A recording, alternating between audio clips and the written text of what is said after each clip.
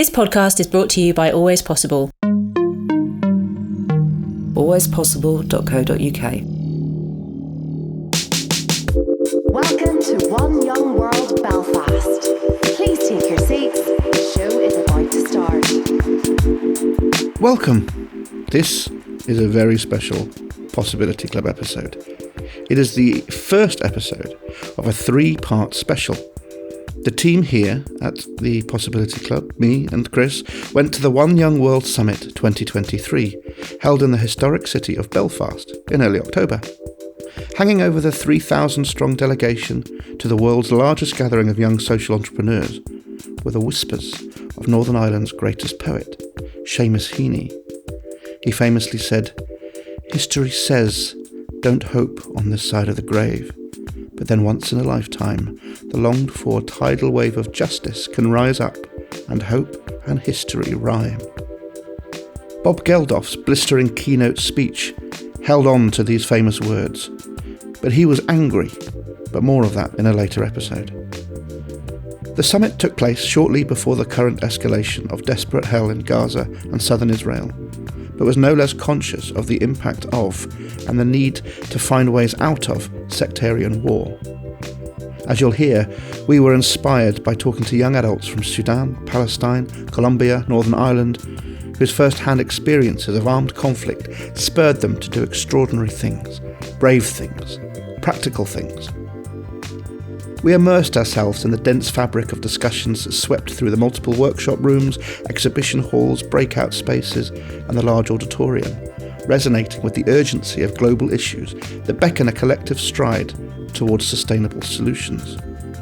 Armed with microphones and an insatiable curiosity, we navigated through the labyrinth of ideas, engaging with brilliant minds from every corner of the globe. The summit was more than a ceremonial congregation. It was certainly attempting to be a living, breathing ecosystem of young leaders, each vested with a vision of an equitable future. And the significance of Belfast as the backdrop was palpable, its history of resilience and reconciliation mirrored in the summit's agenda. These special episodes are laden with snippets of engaging interviews, candid discussions, and the palpable energy that coursed through the veins of the summit. And through the lens of the Possibility Club, we attempt to bring you closer to the heartbeats of change, the young leaders whose resolve promises a melody of sustainable solutions. I'm Richard Freeman, and this is the Possibility Club at the One Young World Summit 2023. And the theme of this special episode is peace.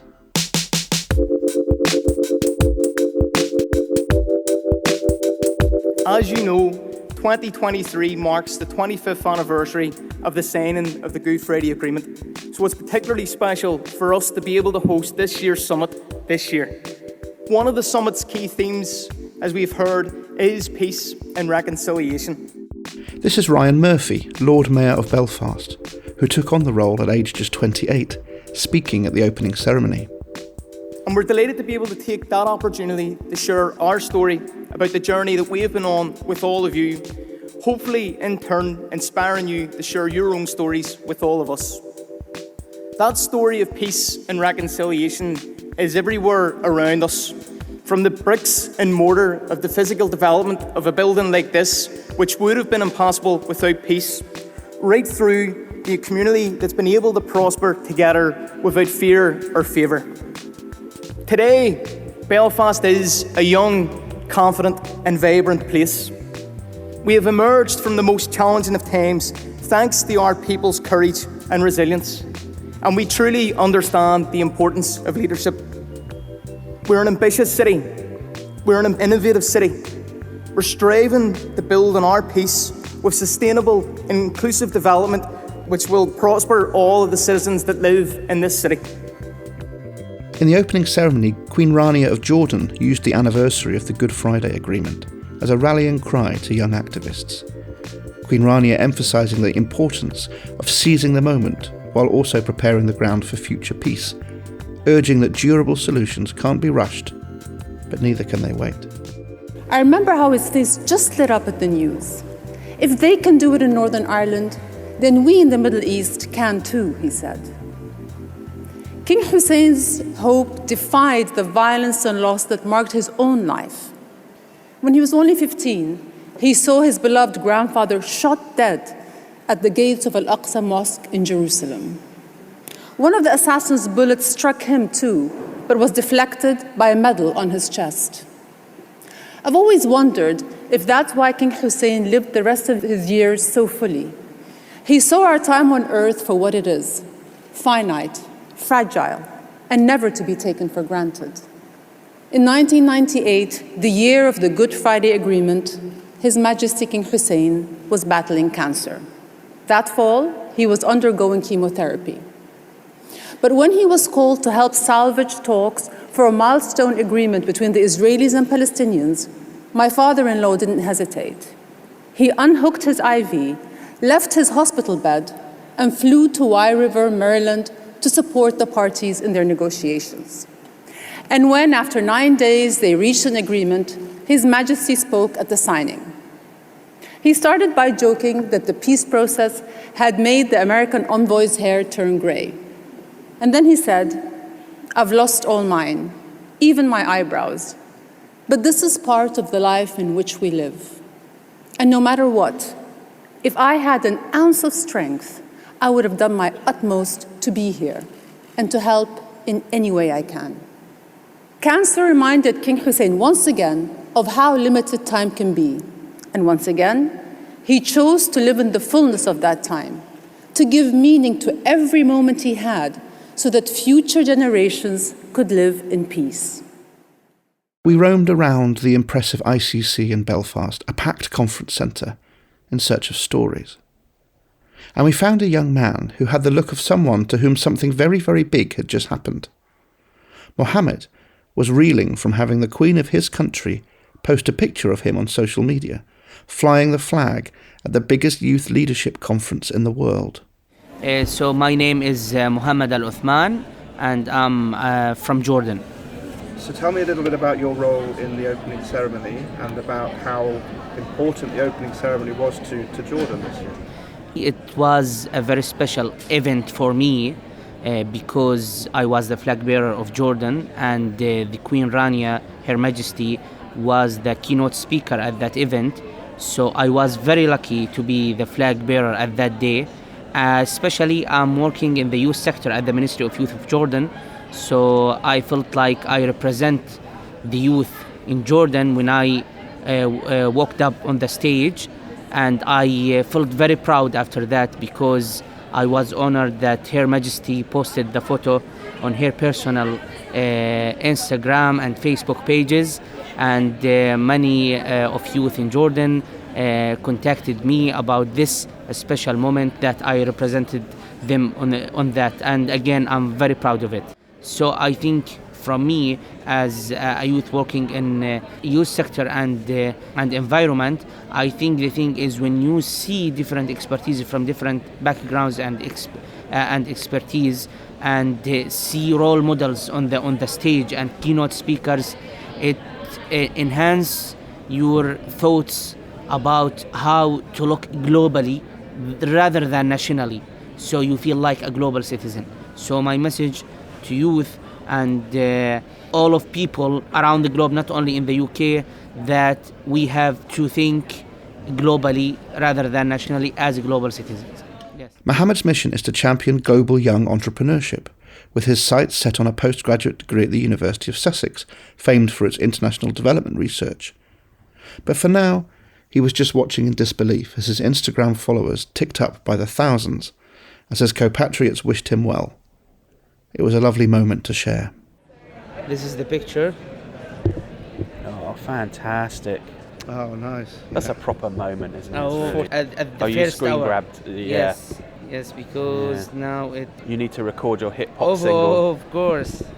This is the post, and now it's 147. Blimey. Yes. Fantastic. And it's ticking over, isn't it? Yes, yes. Excellent. Well done. Brilliant. Thank you. All right. Thank you for your time. It's Thank lovely you, to guys. meet you. Thank you. Good luck. Thank you.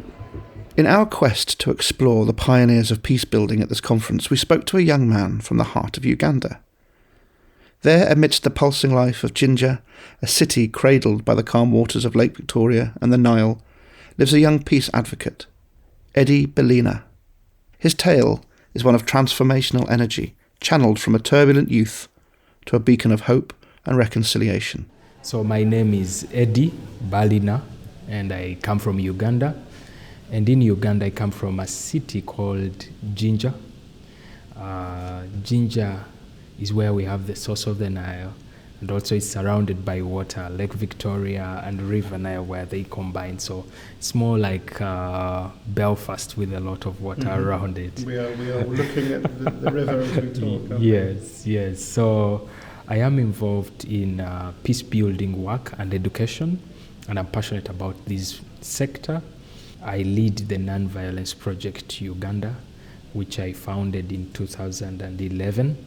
And more recently, Ripples of Hope Initiative, which came in the middle of the COVID-19 pandemic, and it's around extending education opportunities to children in the underserved community of Nachigo, and also economic empowerment for their families. Eddie's ventures have their roots in the soil of personal struggle and longing for change. Raised in a volatile milieu, the young Eddie witnessed the way violence strangles hopes and muffles dreams. His early reality was an amalgam of fear and resolve, the stark contrasts that eventually fueled his peace-building journey. Well, my motivation came from my experiences growing up. So I was born in one of these largest and most violent slums. It was known for HIV, AIDS, and crime. And so this is where I was born. And addictions, different kind of addictions, and it was difficult to make it out of there. So this is the kind of environment in the middle of this area. This is where I was born. And then I happened to go to one of the largest schools in Uganda, which was also the most violent school, I would say, because several times the police had to come in, even when we were having classes, because we had a lot of issues. And so in the community and at the school, I experienced a lot of violence, being beaten, being robbed, physical abuse, emotional abuse. And so when I finished school in 2010, I had so many questions, and one of them was, what can I do? Now I'm done with school, I am going for my vacation. We call it vacation, that year between high school and university. So I was asking myself, what can I do? That's how the idea of running a peace program came up.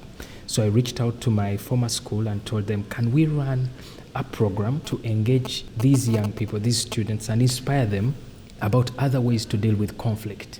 And maybe this could be the start of young people changing the narrative in the community and in the school.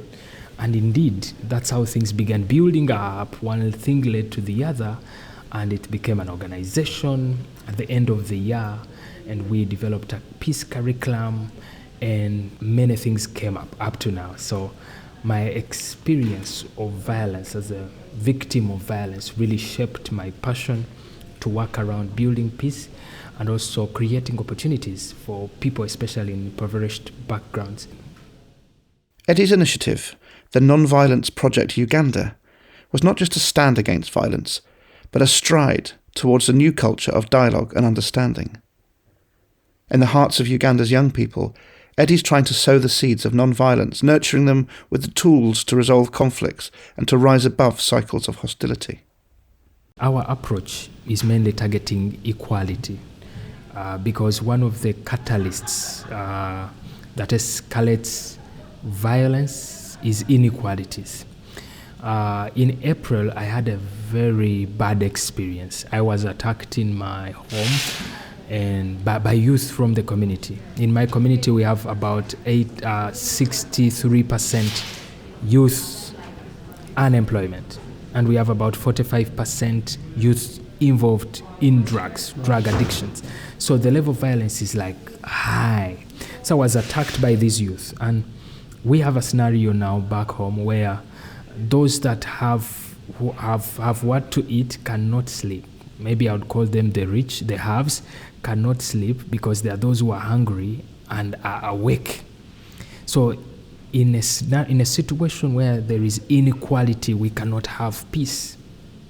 And so our approach to building peace in communities is extending economic opportunities for those that are coming from marginalized backgrounds, impoverished backgrounds, providing skilling, providing entrepreneurship empowerment, providing finances. And then two, we're using an approach of education. We believe education is one of the greatest tools to addressing peace. And the journey isn't solitary. Eddie's efforts are an example of why One Young World exists. A global forum where young leaders like Eddie converge to share, learn, and co-create solutions for a better tomorrow. Yes, so I am very new to One Young World, a couple of months now. I applied. I got to know about One Young World through a friend in Uganda who is working with people with albinism, and he was a speaker last year. Yeah, it's called Peter Ogik. And so I got to see the recording, and I was interested. This such a big global community. So I asked him about it and decided to apply. And then there was a speaking opportunity. I also applied, and I happened to go through, and I was given the Enterprising Futures Fellowship. It's specifically for those that are working around peace and bridging between economic empowerment and peace building, because they go hand in hand. And being a part of One Young World isn't just an accolade for Eddie, it's a collaborative possibility that intertwines his local efforts with global narratives of peace and sustainability. It's very packed. Thank you for giving me It's very packed. Apart from enjoying the beautiful, scenery of Belfast, I am attending the various sessions on different topics, food crisis, different issues, contemporary issues that our world is faced with. I am also networking with different people. So these other spaces that I have, doing a lot of networking. I am part of mentorship sessions where counselors are engaging us to have these discussions on different things. Yesterday I was part of a workshop with Hume Foundation, and we were talking about issues of equality, issues of identity, political issues that we are faced with, justice, different issues. I'll also be speaking on Thursday. I have a slot where I will be sharing about my journey and how it started and what we are doing. So it's a very rich experience, very packed week. I am just excited. Yeah.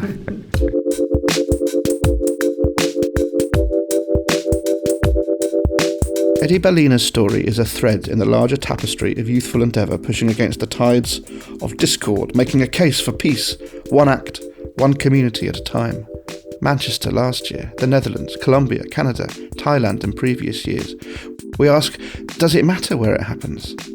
Does it matter that in 2023 it's in Belfast? So my name's Daniel Perry. I live in Belfast, and I'm here as part of a scholarship with Belfast City Council, but I work at Belfast International Airport. My name is Jordan, and I'm from County Down in Northern Ireland, and I work as an environmental advisor, so I support businesses to take climate action.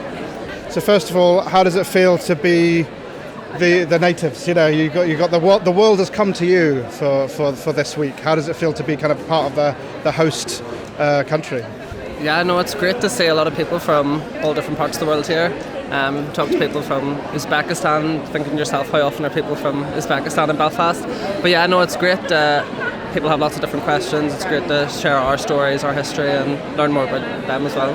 Yeah, it's amazing just to see people from all across the world here, and Belfast last night was just absolutely buzzing. It was great to see so many people here again and having fun and showing them a bit about what we do in Belfast, and they were hearing our music and eating in our local eateries, so that was great. Jordan, could you tell me a little bit more about your work and how something like the One Young World Summit brings some value, brings some connection, helps you to connect with people that might be able to help make it bigger?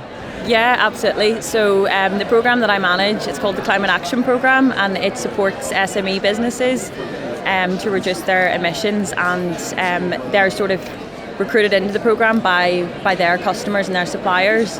And being within the One Young World programme it's given me the opportunity to speak to to people from countries where a lot of our businesses get their raw materials from. That's the supply chain is a lot of the people who are here today. So having those conversations, seeing how we can maybe come up with collaborative solutions to some of the challenges that Northern Ireland businesses are facing. And what about you, Daniel? How does it feel being part of a delegation? What are you picking up from the summit that you're going to be able to take away? Yeah, no, it's definitely, I work at the airport as Environment and Sustainability Officer, so a lot of my job is working on decarbonising airport operations. A lot of what we focus on has been like environmental sustainability, so it's really good to find out more about social sustainability, how we can incorporate lots of global ideas into the airport. And just social sustainability is something we haven't focused on as a business, so it'll be good to bring that back to the business. Daniel and Jordan seemed genuinely thrilled to have the world come to Belfast, particularly young delegations who weren't here for the sombre ceremony, but to celebrate, mix, learn, enjoy themselves. Yeah, I've really enjoyed getting out and meeting people from all different walks of life, and just the diversity. And yeah, it's just nice walking down Belfast and seeing people in like traditional African wear and stuff like that. It's just, it's a nice vision. I think I'd agree. It's the conversations that you're having, and even listening to some of the speakers and hearing about problems that I don't necessarily directly work within, but realising how interconnected everything is. So that's been a great opportunity. The spotlight for Belfast is clearly bigger than this, though. It was useful to see how big the city and Northern Ireland as a whole was represented throughout the summit. Here are 3 further perspectives, from the city's university, the tourism board, and from a big business with an office nearby. Yes. Claire Regan from Queen's University Belfast, and I work with postgraduate students at Queen's, so really helping them develop skills to become future ready with their research that they're doing at the moment. When you have big international gatherings like this, and we've got people from literally every corner of the world, sometimes what happens is that the opportunity for people who live on the doorstep isn't there, and it's quite easy to not have that thinking. So the fact you're here and you've brought students here to be part of this feels really exciting and important. What are the opportunities for them? It allows our postgraduate researchers to really network with a variety of people from across the world and really talk about their own research and maybe what they're looking into and the impact that it might have on that global community. And what kind of research areas are your students sort of looking at? So we have one research student, and his area of research is on food crisis, but in more specifically on goat farming in Africa and how to make that sustainable for the agricultural farming communities in Africa. And he is sponsored by an NGO as well on his research. The whole food crisis, the plenary yesterday, and Bob Geldof's talk, that must have been really very excited and very buzzing was the word when I met him after it, about the possibilities and the possibility of his maybe own research and the challenges that he faces with his research as well. The conference is here for the best part of a week, but then it will go. What will be left behind in terms of the legacy of these opportunities for the students you brought in? Will they become part of the wider One Young World? Yes, so our hope as part of with sponsoring 2 students is to continue on the ambassador role, and as actually to run events and workshops within the postgraduate community to really then focus maybe on skills to promote One Young World, how their research can become that. It's very difficult for researchers to make, for everyday people to understand what their research is about, and I think that's crucial when they're maybe going out and speaking with different people. So it's really using our 2 postgraduate research students to really talk about their experience here and the impact that it's had, and then hopefully we'll get another 2 students next year to go to Montreal. My name is Sarah Gribben. I'm one of the senior managers in the business events team at Visit Belfast. Belfast is very much being put on the map in this summit for 190 countries of delegates. We've interviewed probably about 40 people from all around the world and asked all of them what they think of Belfast, how important it is, and people are gushing. What a beautiful city, they're saying, would never otherwise have come here. How important is that for you guys? As this is your day job to promote the city. How's this helping? Yeah, absolutely. Business events are hugely important for Belfast and Northern Ireland. They help us to sustain the jobs in the hospitality sector. The average conference that comes here is about £1 million to the local economy, and that's fantastic. However, it's these types of business events that bring young leaders to our city and our destination. That is what's really important, and that's where the magic happens. And we're just delighted to be able to showcase our welcome and our hospitality, and something that really sets Belfast apart is the people. And until you come here, you can't really tell that. That has to be something that you experience. So we are just so delighted. This has been something that we have been trying to bring to Belfast and Northern Ireland from 2014, would you believe? So almost 10 years later, it's now here, and it definitely is it's a dream for us, and I'm so excited to be part of it. And obviously this year, 2023, is a big year for Belfast anyway. 25 years since the Belfast Agreement. There have been lots of global leaders and spotlight on the city, celebrating an almost impossible success. And this event is here partly because of that as well. So, in terms of that kind of Belfast story, which has been a complex one, how does it feel to be, a city of that, of celebrating how different partners can work together to do something like that? Yeah, well, I mean, we're very proud that we're now celebrating the 25 years of the Good Friday Peace Agreement. It's timely that One Young World is here and that we can share our story and where we've been and what we've come through. We are a small region, so collaboration is always at the heart of everything that we do, and it's about coming together and sharing that story, as you say. It's Belfast stories and how we bring that to life. But it's been really important for us. We're still wanting to tell our story. It's very important that we do, remain and tell that history that we have, because people do want to come and hear about it. But again, it's also about what we're doing now and what's going on here as a city and how we're transforming, and our key sectors that we have, our global universities, the people, the progress that we're making, this international convention centre that we're standing in, and how that's changing our landscape and our future. But yeah, no, it's definitely, we're very proud of where we've come. Hi, I'm Rachel Toland, and I am a manager in PwC Belfast in Learning and Development. So PwC obviously got a really big kind of area. I was going to say stand. Stand doesn't do it justice. Lots of different interactive activities right in the middle of the exhibition centre. Yep. Why have PwC chosen this summit to be such a big part of it? Yeah, so I actually attended the summit last year in Manchester as a delegate, and I saw so many different exhibition booths showcasing some really great things, and I didn't see much of a presence from PwC at all, but knew we were doing some great work across our regions in the UK, but more so on a global level as well. So PwC then chose to get involved this year, specifically in Belfast. So within PwC in Northern Ireland, we are now the biggest office outside of London, and we are, I'm biased, but probably one of the best when it comes to our impact that we create in the community in terms of our purpose. So it was really important for us to have an exhibition booth this year that completely aligns with our purpose and some of the work that we're doing in the wider community, and also then aligning it to some of the plenary challenges that One Young World are exhibiting this year as well, because there's such a clear alignment across them both. Mm-hmm.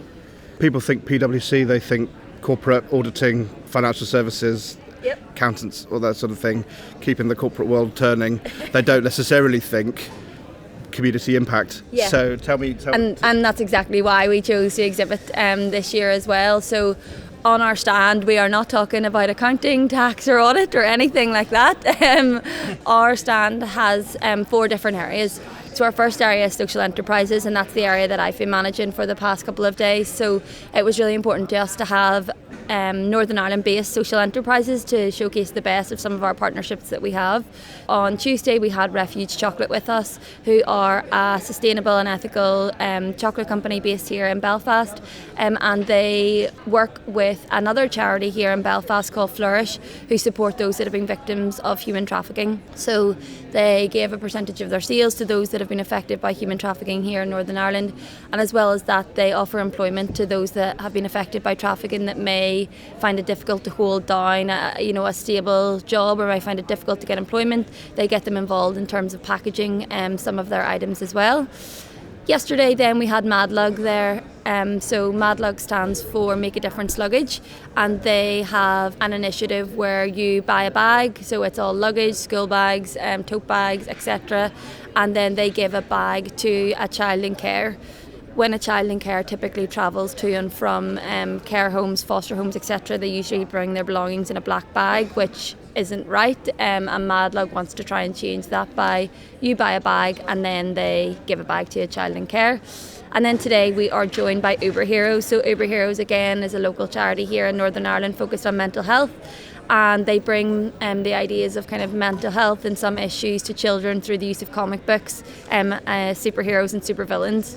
And every day that we've had the social enterprises here, we've used it as an opportunity for the social enterprises to crowdsource from this amazing group of delegates here at One Young World. So we've given there's been a different challenge every day. Today the challenge is for them to create a superhero or a supervillain, and we've tried to tie it in then in terms of their backgrounds as well. So as there's some issues that are quite prominent in their country that we might not be aware of here, and then they get a chance to create a superhero and a supervillain in order to combat that. So it's worked out well for the social enterprises, getting the support and kind of ideas from some of the brightest people we have here.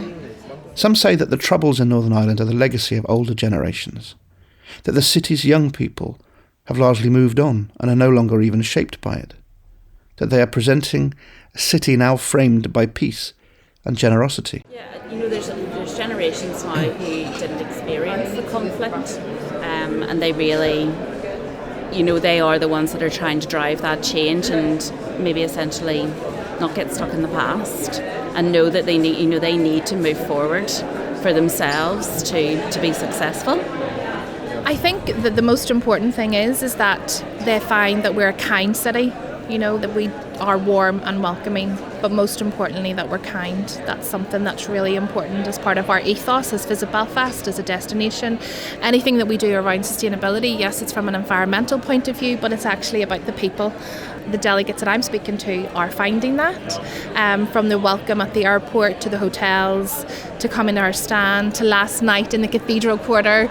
I think that they're finding us a very welcome and kind city.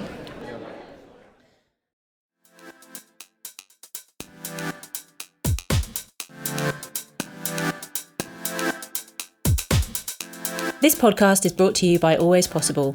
But who are we?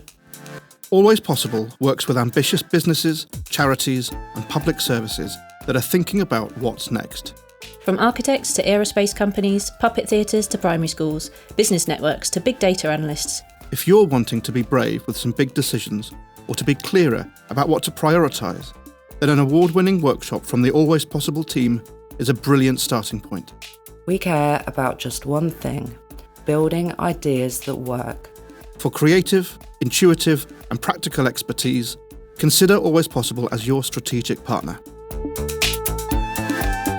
Find out more about how we could power up your mission. Visit alwayspossible.co.uk. alwayspossible.co.uk.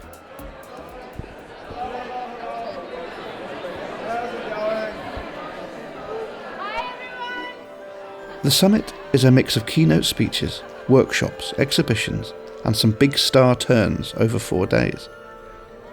But a lot of the real work happens in the corridors and in action sessions where people gather to debate key social justice issues or points of interest. It is noisy. All the spaces are packed. In a compelling plenary session on the exclusion of women from peace processes, there was a discussion between two formidable advocates. Monica McWilliams, a key player in the Northern Ireland peace process and a human rights activist, and Hasina Safi, a former Minister of Women's Affairs from Afghanistan. Their stark and brilliant insights shed light on the critical role women play in peace building and the obstacles they face in having their voices heard. Hasina Safi made the case, simply and effectively, that the presence of women should be non-negotiable at peace-building tables. At 2023, we should not even imagine putting the word excluded within the peace process for women. So I do not agree with this question that women should not be excluded. Women must be included, women must be included, women must be included. And peace has no meaning when it comes to absence of women.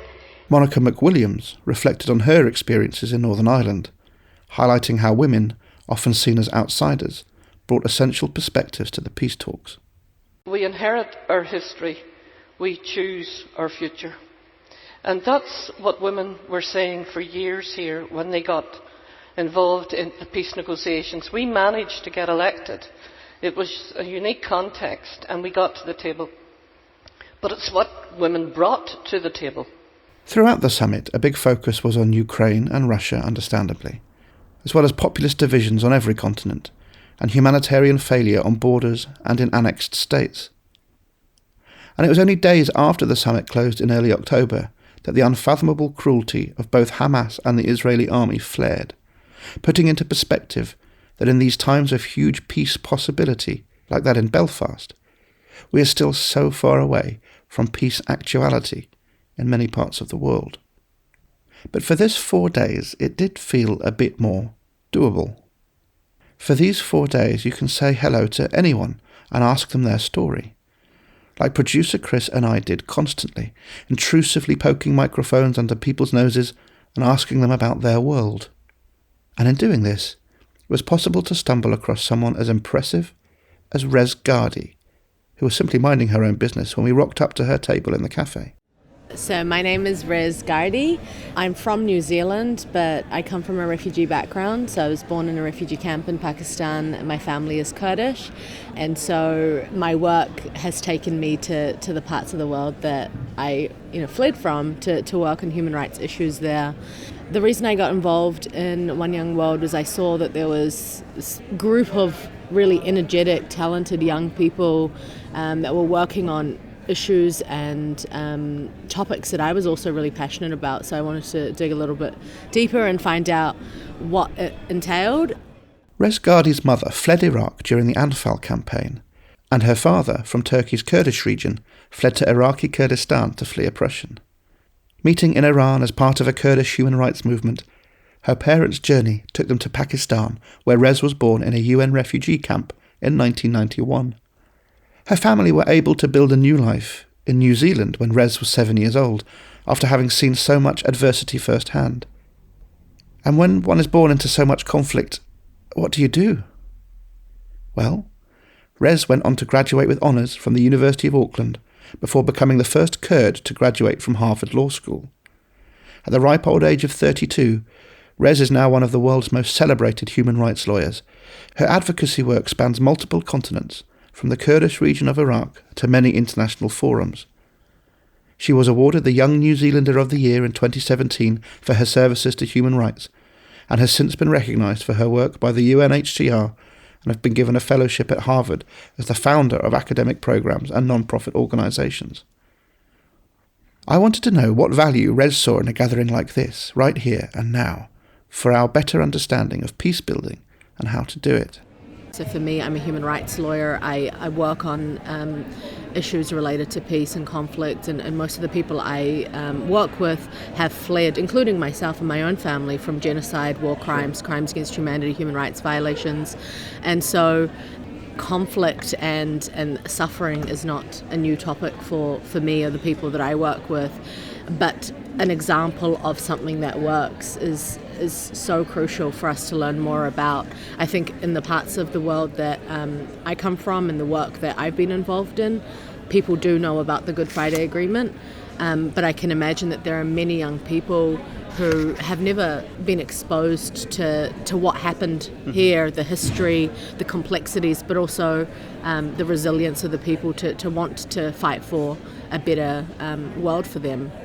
And so I think this is going to be a huge learning experience for some people that may be a privilege to be from parts of the world that haven't suffered any sort of conflict or war, for them to learn also important points of what can go wrong and how to stop that, but also how to recover when you're from a part of the world which has suffered for many years, and that there are examples of a better way forward and what happens when people decide to come together and say enough is enough, we want to live in peace. So I think it's a really phenomenal place to have the summit and for us to learn. It can be cliched to talk of learning and sharing in a lofty way at events like this, with it actually feeling quite lonely when the reality hits back home. But there does feel a genuine mission to simplify things, so that the scholars, ambassadors and counsellors, I'll explain more about those in the next episode, work year-round to keep key bits of knowledge and resources available to peers on the other side of the world. I was struck by the strength of the South American presence at the summit, a part of the world that has felt very unstable in recent years, but probably also underreported in Western media. Probably the first lesson is that there is no model, no magic formula for any peace process. Each conflict has its own characteristics. You have to learn lessons from other peace processes that we did and mistakes, not to repeat them. Another very important lesson that has been mentioned here, we need to sit down and talk. Mandela used to say, the most powerful weapon is to sit down and talk. And that's what you did here through Good Friday Agreement, and that's what we did in Colombia. 2016 Nobel Peace Prize winner Juan Manuel Santos, former president of Colombia, set out his learning for peace building to a room packed with teenagers and 20-somethings hungry to be catalysts in their own countries, especially young women like Maria Fernanda Ribeiro. So my name is Maria Fernanda. I'm from Brazil. I'm a law student and I have a project to increase male participation in local politics. It is a national project, but I work in the local project in my city. I also work with peace and reconciliation because as a law student, in Brazil we have a lot of legal, how can I explain? Brazil is leading the rates of the most cases of legal trials. Okay. And the idea is to reduce that so we can help people to conciliate their problems and solve their problems by themselves. Maria Fernanda is a law student and change maker. Not just a legal mind, she's a force for political empowerment and peace building. As the founder of Vote Nelas Fortaleza, she's championing the cause of increasing female representation in local politics, especially in her city, Fortaleza. Her journey's been marked by her involvement in AIESEC, working to empower young people, and her commitment to educational democratization, particularly in Latin America. Her legal expertise is met with her passion for addressing the issues of femicide and female school dropout in her city. I believe that in the past few years, with the advance of extremist speeches and with our former president spreading things that go beyond the political sphere, is not a left to right debate, is a human rights and dictatorship debate. So this was the most difficult part because a lot of people that were tired of our last presidents from the left or from the right, they do not believe in politics anymore. So that kind of speech, it came as something to give them a new direction. And a lot of people in Brazil that do not have access to information, they don't truly understand what is going on and what this is about. So they believe that human rights isn't for them and politics is something dirty that cannot change our lives. So I think this is the most difficult part, like to go beyond the academic barrier, to go beyond the idea of, oh, human rights, they are important, and that kind of speech we see in the law school, and try to show people that this is something present in their daily lives and this really matters for them, not just for people in fancy suits and trying to go to the capital of Brazil. The hardest part is making regular people realize that they are also part of politics. What has struck me is how much responsibility is being shouldered by everyone I'm interviewing. It's easy to be patronising about age, and of course people can achieve extraordinary things at any age. But it's impossible not to reflect on just how big this work is and how much toll it must take. I think sometimes we get really tired by receiving so many hate comments, but what really gives me hope is by seeing people, like people here and people from Brazil, like when we are talking about what we do and we see young girls believing that they can also be part of something bigger, that there's space for them in politics, there's space for them in whatever they're passionate about, and there's people believing in them. And when they realize that they are not alone, their eyes shine, and we feel like what we are doing is good, and we can really impact someone's life. Maybe we're not changing Brazil now, but we are like planting something for in the future, change people's lives, and this is what makes me be happy with what I'm doing and gives me hope to do more. I wanted to know whether being part of One Young World makes work like Maria Fernandez easier, or whether it's just another responsibility and overwhelming draw on her bandwidth and energy.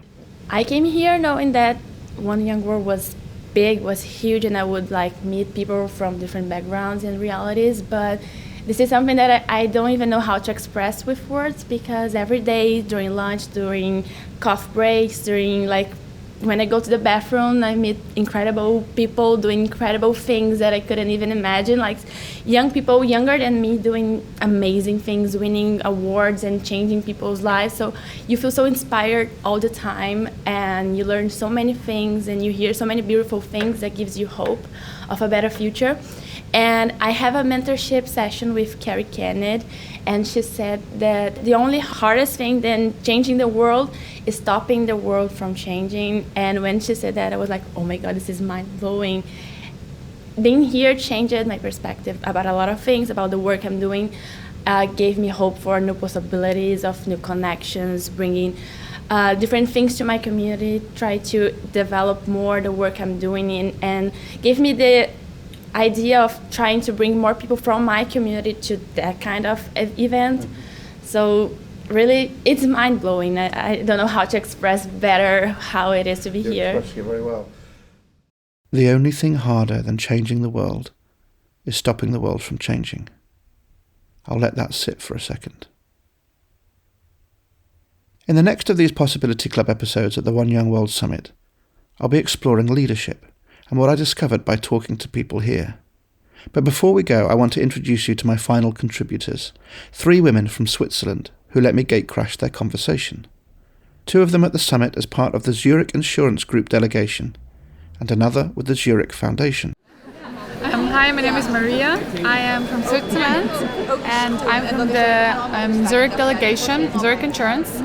And the reason why I'm here is because I'm part of an internal grassroots movement within Zurich that promotes intergenerational dialogue and that wants to give more voice to the new generations. So my name is Laura. I'm also from Switzerland, also representing Zurich Next, the grassroots movement Maria just talked about, and we are here to also learn about the new generation to bring some impact within Zurich. Hello, my name is Fatma. I'm also from Switzerland, and I'm here on a scholarship thanks to the Zurich Foundation. And I'm here to learn. I'm here to meet new people and learn from people's stories. It was fascinating to consider peace building in the context of a country like Switzerland, a wealthy northern European state free of violent conflict largely, sectarianism or territorial battles, but nevertheless with some social challenges that are creating big rifts in frightening ways. And that is about age. What I was being told here is that both corporate finance companies and central governments know they need to do something about it. So it's important because in Switzerland, and also especially at Zurich, we have a lot of people which are like from the older generations, and like we are the young ones coming next. And also, I mean, you know, everything is going to change a little bit. The Gen Z has a new mindset, and we want to like bring this mindset also into a company where we have like a lot of generations like clashing. Our sense. Yeah, and Zurich is really big, so we kind of felt the need that there needs to be a grassroots movement, so bottom up, to tackle these challenges. So that's what we try to do. We try to find like the sponsors and the leadership that support Next. And so people don't often think grassroots and big finance companies in Switzerland in the same breadth. So how is Zurich doing it differently? You know, what conversations shifted so that the things that you're working on, you know, are being taken seriously and being brought to somewhere like this? The best part is that we're really autonomous, so we don't report to anyone. We can do basically whatever we want. So that's really cool. You get a lot of impact when you join. So I think that's what makes a big difference within Zurich. They really are giving the power to us and giving us the freedom to do what we think is necessary. but also you have to be encouraged to like speak up and tell the management, for example, hey, I wouldn't do it like that. I would like make another path or change the opinion. Yeah. So I'm not with the same. Yeah, I work in the Ombuds Office for Child's Rights, and we are working on being at the National Ombuds Office, and we're undergoing the political process now. And our goal is to have the office for the children. They can call us. We give them legal advice, tell them a bit more about their rights. And yeah, our project is going until 2025. And yeah, it's very interesting. I think I can find a lot of ideas and how to implement what I'm learning here in my current job. I can talk with my colleagues, I can talk with my boss, and that we have a lot of different aspects like politics, financial, and yeah, I think while being here and speaking to different people, I can definitely take some things home and use it in my daily work. That's it for our first special episode from the One Young World Summit. You'll find more conversations about leadership and sustainability landing in the usual place very soon. Thank you so much to all of the contributors and interviewees in this episode, to the One Young World organisation, and to Georgie and Isabella at Seven Hills for all of their support. I've been Richard Freeman for Always Possible, and this episode has been produced and edited by Chris Thorpe-Tracey for Lo-Fi Arts.